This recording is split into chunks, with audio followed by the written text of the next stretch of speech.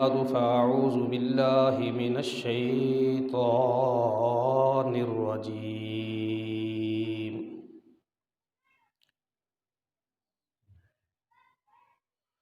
بسم الله الرحمن الرحيم.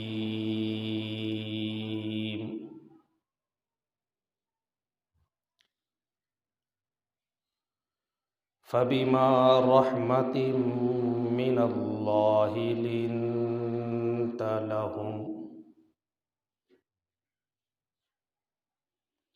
ولو كنت فظا غليظ القلب لانفضوا من حولك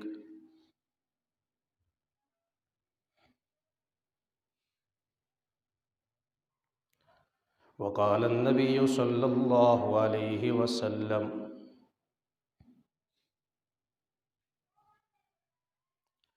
وَإِنَّمَا يَرْحَمُ اللَّهُ مِنْ عِبَادِهِ الرُّحَمَاءَ،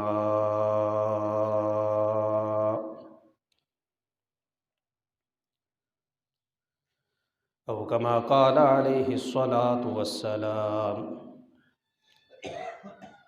صدق الله العظيم وصدق رسوله النبي الكريم، ونحن على ذلك لمن الشاهدين والشاكرين والحمد لله رب العالمين. إن الله وملائكته يصلون على النبي يا أيها الذين آمنوا صلوا عليه وسلموا تسليما. اللهم صل على سيدنا ومولانا محمد وعلى آل محمد. سبحان ربك رب العزة عما يصفون وسلام على المرسلين والحمد لله رب العالمين. لائق ست تعظیم، قابل احترام بزرگوں، دوستوں اور ساتھیوں،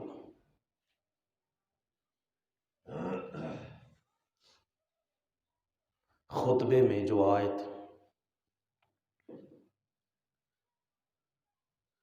میں نے آپ کے سامنے تلاوت کی ہے،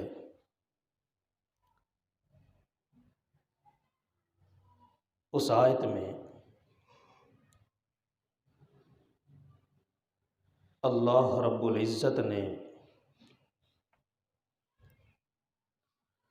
نبی کریم رؤوف الرحیم رحمت للعالمین خاتم النبیین جناب محمد الرسول اللہ صلی اللہ علیہ وسلم کی نرمی، مہربانی، شفقت اور رحمت کو بیان فرمایا ہے۔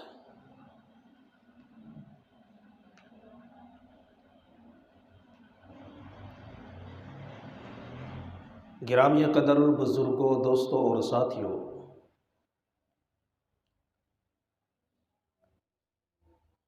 کسی بھی داعی کی دعوت اور تبلیغ کے لیے سب سے پہلی شرط یہ ہے کہ وہ نرم خو، خوش اخلاق، نرم دل، مہربان اور محبت کرنے والا ہو۔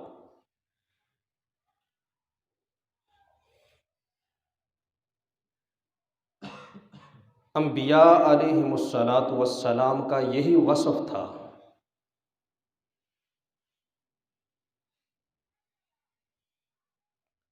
چنانچہ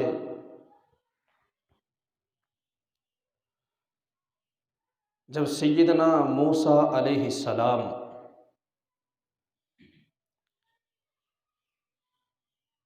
کو اللہ رب العزت نے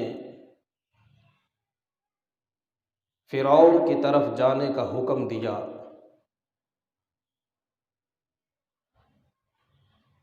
تو یہ فرمایا کہ جب تم اس کے پاس جاؤ تو شفقت کے ساتھ، نرمی کے ساتھ، پیار کے ساتھ بات کرنا۔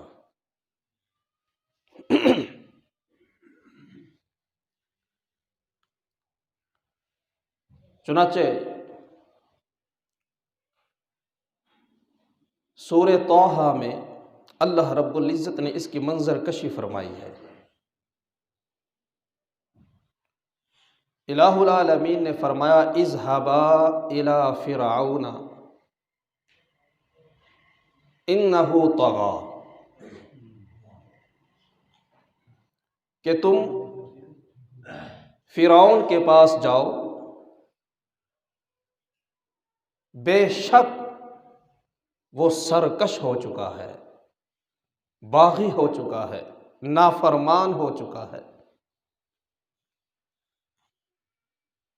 اب اللہ کا کتنا بڑا دشمن تھا۔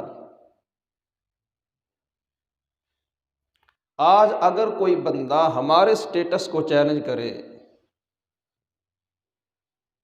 ہماری ملکیت کو چیلنج کرے تو ہمیں غصہ آتا ہے۔ فرعون وہ تھا جس نے اللہ کی ربوبیت کا اعلان کیا تھا، اپنے رب ہونے کا اعلان کیا تھا، اللہ کی ربوبیت کو چیلنج کیا تھا، کہا انا ربکم الاعلی، نعوذ باللہ میں سب سے بڑا رب ہوں۔ تو اللہ کا کتنا بڑا باغی تھا، مگر جب موسیٰ علیہ السلام کو اللہ نے فرعون کے پاس دعوت کے لیے بھیجا، فرمایا فَقُولَا لَهُ قَوْلًا لَيِّنًا لَعَلَّهُ يَتَذَكَّرُ أَوْ يَخْشَىٰ، کہ اس کے پاس جاؤ اور اس سے نرمی کے ساتھ، پیار کے ساتھ، محبت کے ساتھ، میٹھے لہجے میں، نرم لہجے میں بات کرنا۔ اللہ جانتے تھے کہ وہ مسلمان نہیں ہوگا، لیکن اس کے باوجود فرمایا لعلہ یتذکر او یخشی، تمہاری نرمی کی وجہ سے ممکن ہے کہ وہ نصیحت پکڑ لے اور اپنے رب سے ڈر جائے۔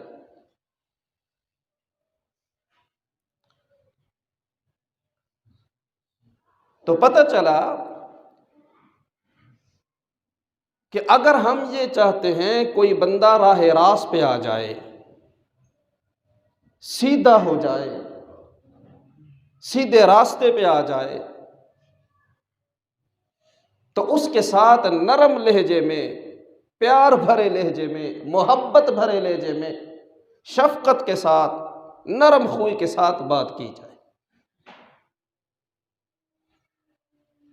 یہی سارے انبیاء علیہم السلام کا وصف تھا۔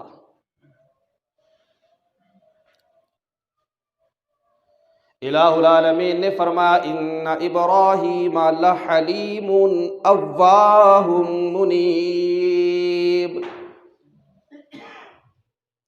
کہ سیدنا ابراہیم بڑے بردبار، آہوزاری کرنے والے، رجوع کرنے والے، جھکنے والے پیغمبر تھے۔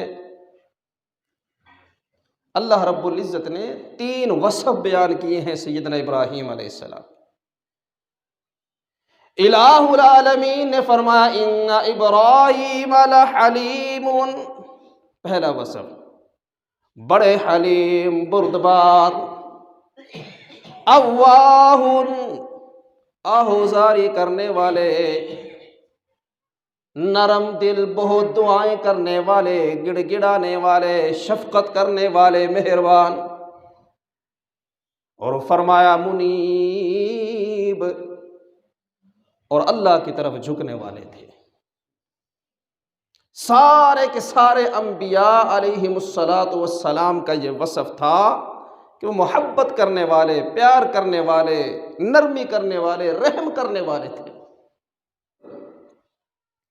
ان تمام میں سب سے زیادہ مہربان، سب سے زیادہ رحم دل، سب سے زیادہ نرم خو، سب سے زیادہ شفیق، سب سے زیادہ رحیم، سب سے زیادہ کریم میرے آقا و مولا جناب محمد الرسول اللہ صلی اللہ علیہ وسلم تھے۔ اس لیے کہ جتنی بڑی ذمہ داری ہوتی ہے اتنے ہی بڑے حوصلے ہوا کرتے ہیں، جتنی بڑی ذمہ داری ہوتی ہے اتنا ہی بڑا وصف ہوا کرتا ہے۔ باقی دیگر انبیاء جتنے بھی پیغمبر، نبی اور رسول آئے وہ محدود وقت اور محدود مدت کے لیے آئے تھے، اور محدود لوگوں کے لیے آئے۔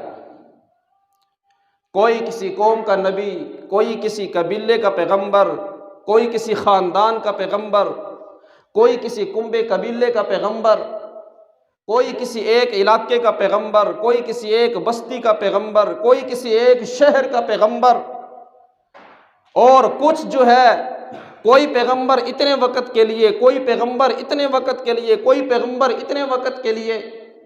جتنے پیغمبر آئے سب کا وقت بھی محدود تھا، زمانہ بھی محدود تھا، علاقہ بھی محدود تھا۔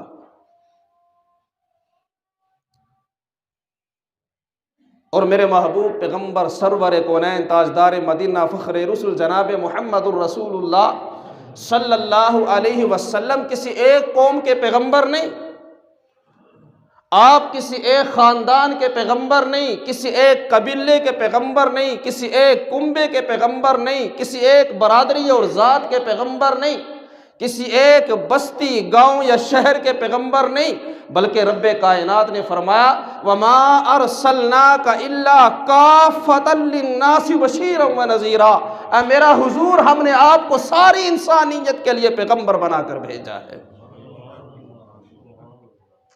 آپ کسی محدود علاقے کے لیے نہیں تھے، محدود لوگوں کے لیے نہیں تھے، ساری کی ساری انسانیت کے لیے۔ میرے حضور جنوں کے بھی پیغمبر، فرشتوں کے بھی پیغمبر، سارے کے سارے انسانوں کے پیغمبر، جتنی برادریاں ہیں، جتنے کنبے قبیلے ہیں، جتنے خاندان ہیں، جتنی ذاتیں ہیں، میرے حضور ان تمام کے پیغمبر، نبی اور رسول ہیں۔ تو جب آپ کی نبوت لامحدود ہے اور آپ کی ذمہ داری اتنی بڑی ہے تو آپ کا وصف بھی اتنا ہی بڑا ہے، آپ کا مقام بھی اتنا ہی بڑا ہے۔ چنانچہ سارے کے سارے پیغمبر نرم خو تھے، سارے پیغمبر شفیق ہیں، سارے پیغمبر مہربان ہیں، سارے پیغمبر نرم دل ہیں، مگر ان تمام میں سب سے زیادہ مہربان، سب سے زیادہ شفیق میرے حضور علیہ السلام تھے۔ الہ العالمین نے قرآن مجید فرقان حمید میں فرمایا لَقَدْ جَاءَكُمْ رَسُولٌ مِّنْ أَنفُسِكُمْ عزیز علیہ ما عنتم حریص علیکم بالمؤمنین رؤوف الرحیم۔ رب کائنات نے فرمایا البتہ تحقیق آ گیا تمہارے پاس ایسا پیغمبر، ایسا نبی، ایسا رسول جو نہ جنوں میں سے ہے نہ فرشتوں میں سے ہے، من انفسکم تم ہی میں سے ہے۔ وہ پیغمبر نہ جنوں میں سے نہ فرشتوں میں سے، من انفسکم تم میں سے ہے۔ لقد جاءکم رسول من انفسکم عزیز علیہ ما عنتم گراں گزرتا ہے اس پہ تمہارا تکلیف میں پڑ جانا، مشقت میں پڑ جانا۔ حریص علیکم، تمہاری بھلائی کے لیے، تمہاری ہدایت کے لیے، تمہاری کامیابی کے لیے، تمہاری فلاح کے لیے، کامرانی کے لیے، تمہاری خیر کا بڑا ہی حریص ہے کہ کیسے میری امت کامیاب ہو جائے، کیسے میری امت کامیاب ہو جائے، فلاح پا جائے، کیسی میری امت مشکلات سے نجات پا جائے۔ فرمایا حریص علیکم، تم پہ بڑا حریص ہے، تمہاری خیر کے لیے، کامیابی کے لیے، ہدایت کے لیے بڑا حریص ہے۔ بالمؤمنین رؤوف الرحیم، اور فرمایا خاص کر ایمان والوں پہ تو بڑا ہی شفیق، مہربان اور رحیم ہے۔ اللہ نے بیان فرمایا کہ ہم نے جو پیغمبر تمہیں دیے ہیں، جو رسول ہم نے تمہیں دیے ہیں، جو نبی ہم نے تمہیں دیے ہیں، وہ بڑے ہی مہربان، بڑی ہی محبت کرنے والے، بڑے ہی شفقت کرنے والے۔ سیدنا ابو ہریرہ رضی اللہ عنہ فرماتے ہیں کہ ایک مرتبہ نبی کریم رؤوف الرحیم رحمت للعالمین خاتم النبیین جناب محمد الرسول اللہ صلی اللہ علیہ وسلم مسجد میں تشریف فرما ہیں، اور صحابہ کرام رضوان اللہ علیہ مجمعین آس پاس موجود ہیں کہ اتنے میں ایک دیہاتی آیا اور اس نے حضور سے سوال کیا، یا رسول اللہ صلی اللہ علیہ وسلم، مجھے کچھ عنایت فرما دیجئے، مجھے کچھ عطا فرما دیجئے کہ میں نے اپنے خون کی دیت دینی ہے، خون بہا ادا کرنا ہے، دیت ادا کرنی ہے، اب مجھے کچھ عنایت فرما دیجئے۔ حاضر وقت میں اللہ کے نبی علیہ السلام کے پاس جو موجود تھا، حضور نے اسے عطا فرما دیا، اور پھر پوچھا کیا تم خوش ہو؟ وہ دیہاتی تھا، کہنے لگا نہیں میں خوش نہیں ہوں، آپ نے میرے ساتھ کوئی بھلائی نہیں کی۔ صحابہ نے جب یہ بات سنی اور یہ نازیبہ الفاظ سنے تو غصے سے کھڑے ہو گئے کہ اس کو سبق سکھائے۔ اللہ کے نبی علیہ السلام نے فرمایا کہ بیٹھو، اور پھر اس کو ساتھ لیا، حضور گھر تشریف لے گئے۔ میرے محبوب پیغمبر سرور کونین تاجدار مدینہ فخر رسول جناب محمد الرسول اللہ صلی اللہ علیہ وسلم سے بڑا کائنات میں کوئی شفیق نہیں، کوئی مہربان نہیں، کوئی رحیم نہیں، کوئی کریم نہیں، کوئی نرم خو نہیں، کوئی درد دل رکھنے والا نہیں۔ میرے محبوب پیغمبر علیہ السلام اسے گھر لے گئے، کھانا کھلایا، تواضع کی، اکرام کیا، اور گھر میں جو کچھ موجود تھا اللہ کے نبی علیہ السلام نے سارا کے سارا اٹھا کر کے اس دیہاتی کو عطا فرما دیا۔ اور پھر پوچھا میرے محبوب پیغمبر علیہ السلام نے، بتا اب خوش ہو؟ کہنے لگا ہاں یا رسول اللہ، اب میں خوش ہوں، اللہ آپ کو میری طرف سے اور میرے گھر والوں کی طرف سے جزائے خیر عطا فرمائے۔ اللہ کے نبی علیہ السلام اسے لے کر واپس صحابہ کے پاس آئے اور فرمایا کہ پہلے جو میں نے اسے عطا کیا وہ اس کی ضرورت کے لیے شاید کافی نہیں تھا، تو جس کی وجہ سے اس نے کچھ نازیبہ کلمات بول دیے، مگر اب یہ خوش ہے۔ اور پھر اس دیہاتی سے پوچھا کیا تم خوش ہو؟ اس نے عرض کی یا رسول اللہ میں خوش ہوں، اللہ تعالیٰ میری طرف سے اور میرے گھر والوں کی طرف سے آپ کو جزائے خیر عطا فرمائے۔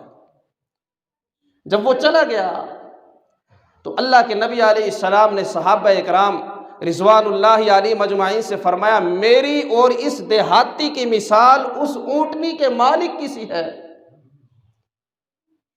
کہ جس کی اونٹنی بدک گئی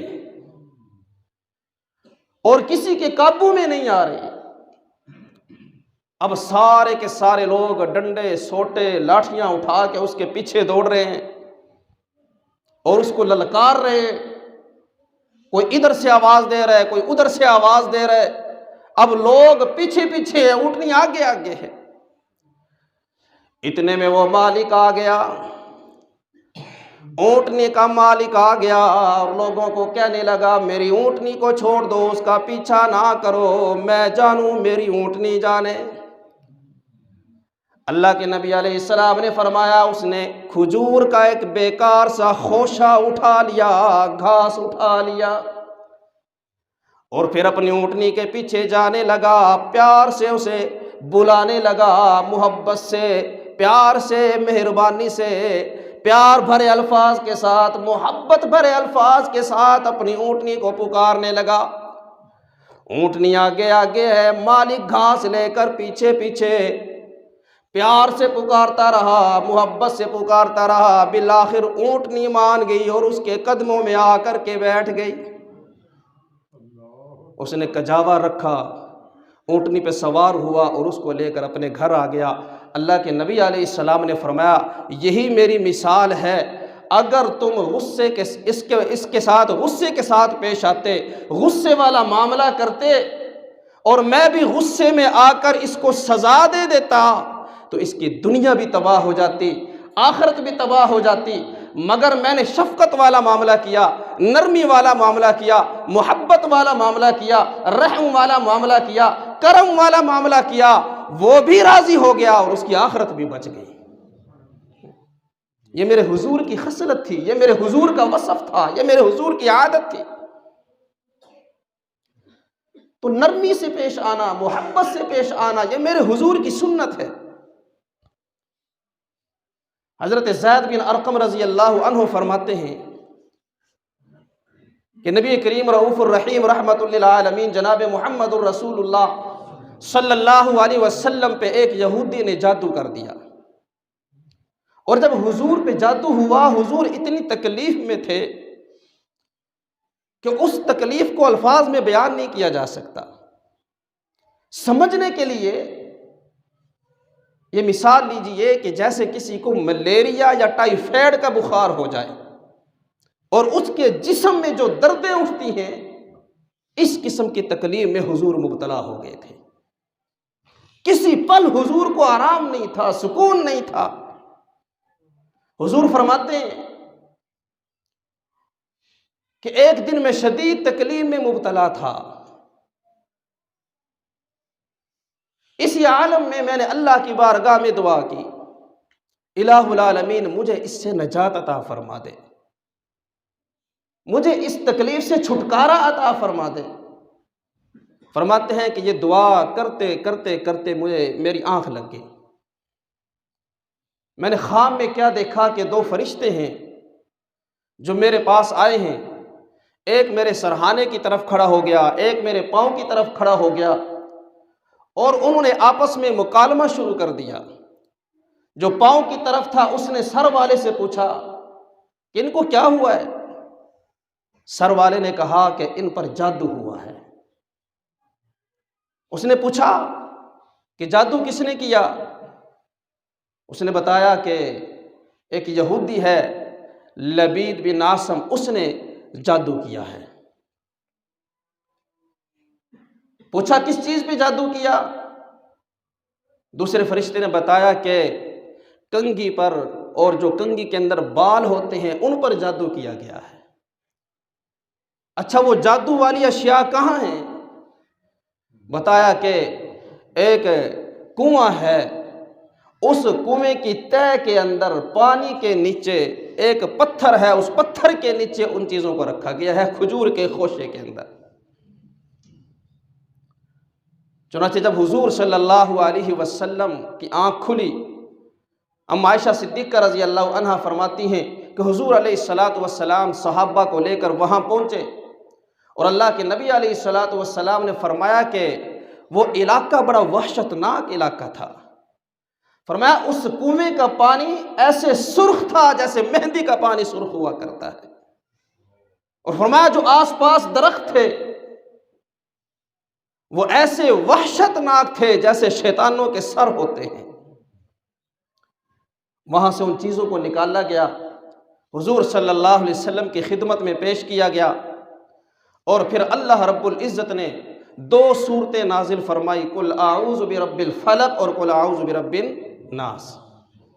وہ جو بال تھے ان بالوں کے اندر 11 گریں لگائی گئی تھی، اور جادو کا اثر اس وقت تک ختم نہیں ہونا تھا جب تک ان گروں کو، گنڈوں کو کھول نہ دیا جاتا۔ اب بال کی گرہ کون کھول سکتا ہے؟ چنانچہ اللہ رب العزت نے 2 صورتیں نازل فرمائی، قل اعوذ برب الفلق قل اعوذ برب الناس، ان کی 11 آیتیں ہیں، اور فرمایا کہ آپ ان 2 صورتوں کو پڑھیے، ان کی 11 آیتیں مکمل ہوگی، ادھر سے 11 گرے کھل جائیں گے۔ اللہ کے نبی علیہ السلام نے ان 2 صورتوں کو پڑھا، وہ 11 گرے کھل گئی۔ حضرت زید بن ارقم رضی اللہ عنہ فرماتے ہیں کہ نبی پاک صلی اللہ علیہ وسلم ایسے صحت یاب ہو کر کھڑے ہو گئے جیسے کبھی بیمار ہی نہیں ہوئے تھے۔ میرے بھائیوں، بزرگوں، دوستوں اور ساتھیوں، جادو کوئی مذاق نہیں ہے، یہ کوئی قصہ کہانیاں نہیں ہیں، جادو ایک حقیقت ہے، اور یہ بندوں پہ اثر انداز ہوتا ہے، مگر ہوتا اللہ کے حکم سے ہے۔ اور پھر اللہ رب العزت نے جس طرح دیگر بیماریوں کا علاج دیا ہے، اسی طرح اللہ نے اس کا علاج بھی دیا ہے۔ اللہ معاف فرمائے، ہم تو کاروباری اور پیسے کے پجاری اور پیسے کے لالچی عاملوں کے چکر کے اندر پڑ جاتے ہیں۔ اور کون عامل کہ جن کے نہ کام کا پتہ ہے، نہ کنبے کا پتہ ہے، نہ قبیلے کا پتہ ہے، نہ خاندان کا پتہ ہے، سال سال تک جو نہاتے غسل نہیں کرتے ہیں، صفائی نہیں کرتے ہیں، کوئی تندور شاہ، کوئی بھولے شاہ، کوئی رحمت شاہ، کوئی فلاں شاہ، کوئی کھوتے شاہ، عجیب عجیب قسم کے نام ہم نے رکھے ہوئے ہیں، اور ان کے پاس جا کر اپنے جادو کا علاج کرا رہے ہیں، جنہیں خود نہیں پتا کہ ایک لمحے کے بعد میرے ساتھ کیا ہونے والا ہے۔ اللہ نے جو قرآن ہمیں دیا ہے، اللہ نے اس قرآن کی صورت میں جو علاج ہمیں دیا ہے، اس سے ہم دور بھاگتے ہیں۔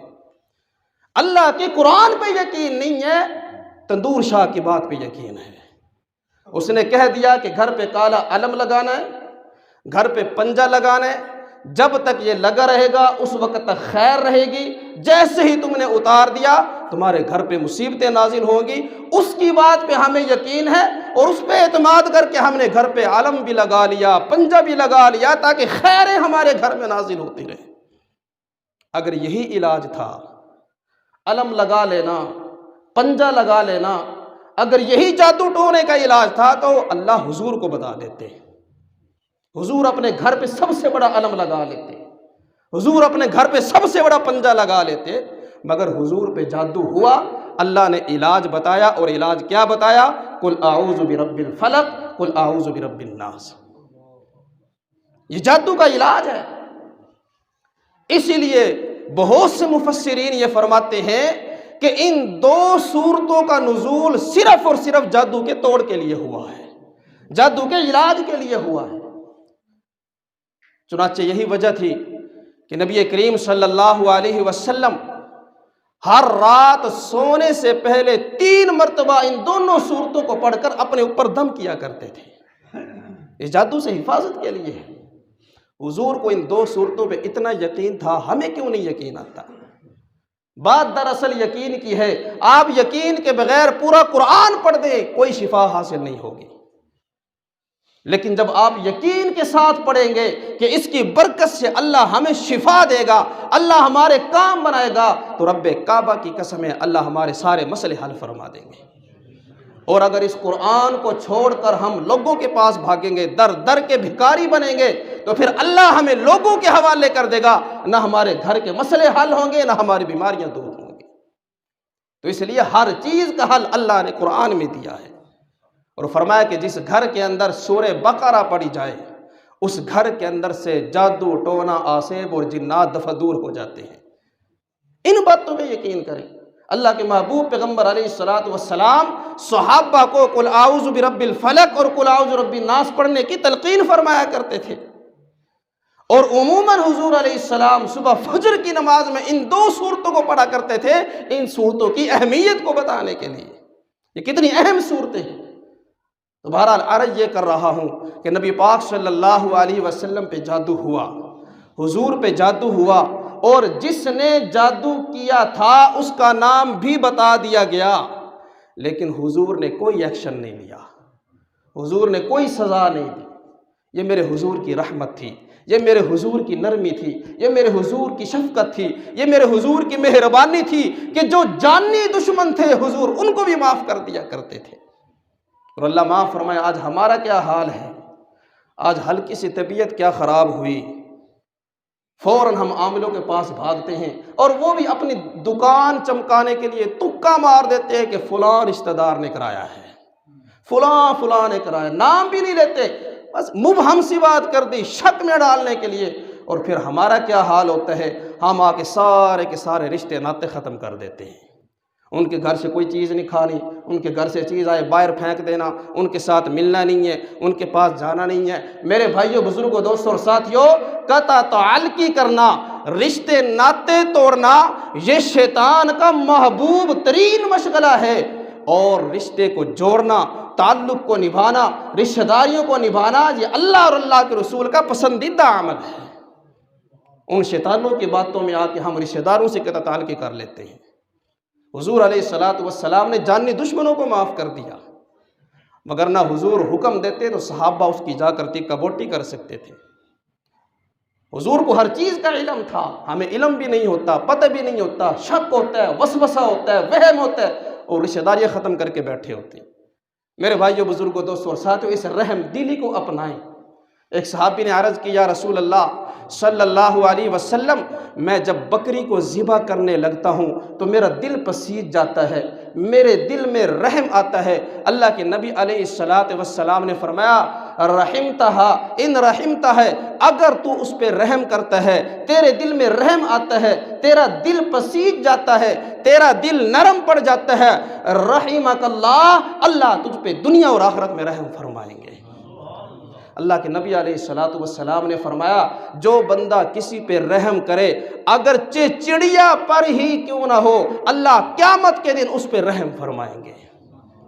میرے بھائیوں، بزرگوں، دوستوں اور ساتھیوں، اس رحم کو اپنائیں۔ معاشرے کے اندر آگ لگی پڑی ہے، نفرت کی آگ لگی ہوئی ہے، غصے کی آگ لگی ہوئی ہے، گالی گلوچ کی آگ لگی ہوئی ہے۔ میرے بھائیوں، معاف کرنا سیکھیں، محبت کرنا سیکھیں، شفقت کے ساتھ پیش آنا سیکھیں۔ آج اولاد کو سمجھائیں تو ہم غصے کے ساتھ سمجھاتے ہیں، طنز بھری گفتگو، تان بھری گفتگو، غصے سے بھری ہوئی گفتگو کے ساتھ ہم گھروں میں بات کرتے ہیں۔ دوستوں کے سامنے ایسے نرم دل بنے ہوتے ہیں، غیروں کے سامنے ایسے نرم دل بنے ہوتے ہیں کہ ہم جیسا کوئی موم نہیں ہے، لیکن جیسے ہی گھر کی دہلیز میں قدم رکھتے ہیں، غصہ اٹھ کر کے ہماری پیشانی پہ آ جاتا ہے، آنکھوں سے ابلنے لگتا ہے۔ وہ ساری کی ساری بشاشت اور وہ ساری کی ساری خوش اخلاقی ہماری دکانوں پہ دھری کی دھری رہ جاتی ہے، بازار میں دھری کی دھری رہ جاتی ہے، بیٹھکوں میں، محفلوں میں دھری کی دھری رہ جاتی ہے۔ نہ بیوی کے ساتھ پیار سے بات کرتے ہیں، نہ بیٹیوں کے ساتھ پیار سے بات کرتے ہیں، نہ بچوں کے ساتھ پیار سے بات کرتے ہیں، نہ ہی بہوؤں کے ساتھ پیار سے بات کرتے ہیں، نہ رشتہ داروں کے ساتھ بات کرتے ہیں۔ غصے کے ساتھ اور تان بھری گفتگو کے ساتھ اور غصے بھرے لہجے کے ساتھ ان کے ساتھ گفتگو کرتے ہیں، اور چاہتے یہ ہیں کہ یہ سارے کے سارے ہمارے فرما بردار بن جائیں، یہ سارے ہماری بات کو سمجھ جائیں۔ میرے بھائیوں، اگر ہم یہ چاہتے ہیں کہ لوگ ہماری بات کو سمجھے تو پیار والا لہجہ اپنائیں، محبت والا لہجہ اپنائیں، جیسے میرے محبوب پیغمبر علیہ السلام محبت کے ساتھ پیش آیا کرتے تھے۔ اللہ تعالیٰ ان تمام باتوں پر عمل کرنے کی توفیق عطا فرمائے۔ وآخر دعوانا الحمدللہ رب العالمین۔